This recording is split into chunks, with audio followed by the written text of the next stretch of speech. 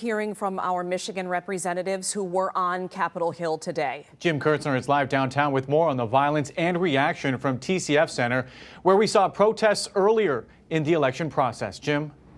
That's right. TCF Center was ground zero for the vote count and all the controversy here in Michigan. Some are blaming President Trump and the White House for what was said earlier in the day, not that late statement from the president. In fact, the president and his attorney, Rudy Giuliani, spoke with that crowd right outside the White House.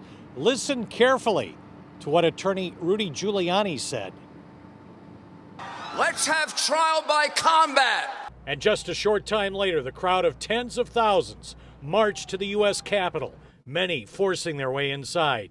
Listen to Congresswoman ELISSA SLOTKIN speaking live on ABC. These protesters broke in, so none of them went through metal detectors. You have no idea what kind of weapons are right now in the Capitol. And you have to clear the buildings efficiently and effectively without, hopefully, a firefight. As things escalated, members of Congress were told to shelter in place in their offices. The House and Senate proceedings to certify the vote stopped.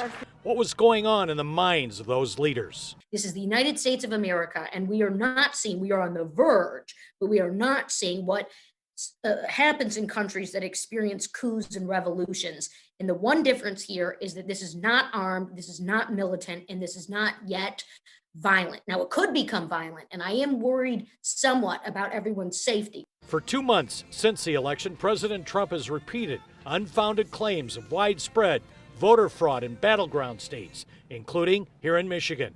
He urged the crowd this morning to stop the steal.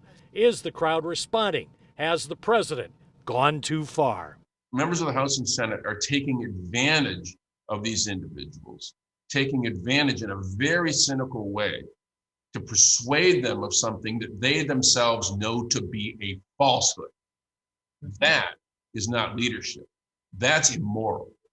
As we are going through an assault on our democracy right here in the Capitol complex, I am standing in my colleague ELISSA SLOTKIN's staff room.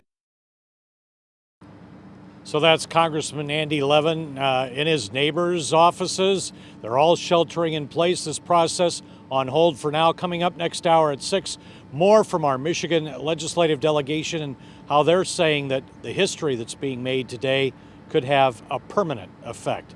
We'll see you next hour with that. Live downtown, Jim KIERTZNER, 7 Action News. And again, just a terrifying scene there at Capitol Hill today. And of course, your concern for all those representatives as well.